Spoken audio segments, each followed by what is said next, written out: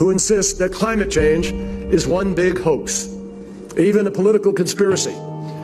My friends, these people are so out of touch with science that they believe rising sea levels don't matter because in their view, the extra water is just going to spill out over the sides of a flat Earth. They're wrong, obviously. For the benefit of those who may still question the 97% of peer-reviewed studies on climate change, let me just underscore, you don't need to be a scientist to know that the Earth is round, that the sun rises in the east and sets in the west, and that gravity is the reason that objects fall to the ground. You could pick 100 different examples of simple things that happen every day that reflect science and determinations of science.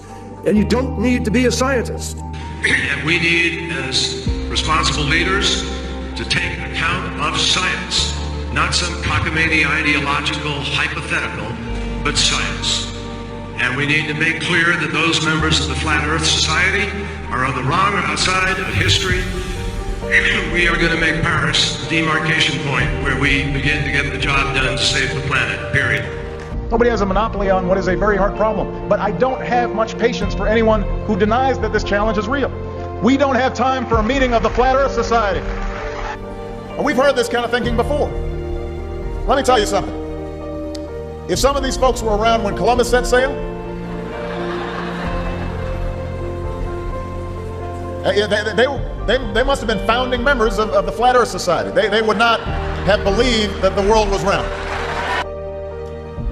60 years ago, when the Russians beat us into space, we didn't deny Sputnik was up there. We didn't argue about the science or shrink our research and development budget. We built a space program almost overnight, and 12 years later, we were walking on the moon. If I say that the world is round and someone else says it's flat, that's worth reporting. But you might also want to report on a bunch of scientific evidence that seems to support the notion that the world is round. Provide users with authoritative, trustworthy information. I'm sorry to cut you off. I only have a minute and a half, and I don't really need to hear what you're trying to provide. I want to know how you're dealing with all these conspiracy theorists on your platform.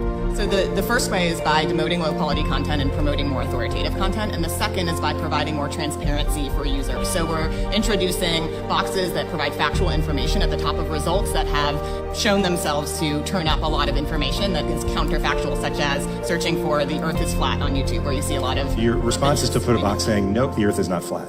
Correct. Okay.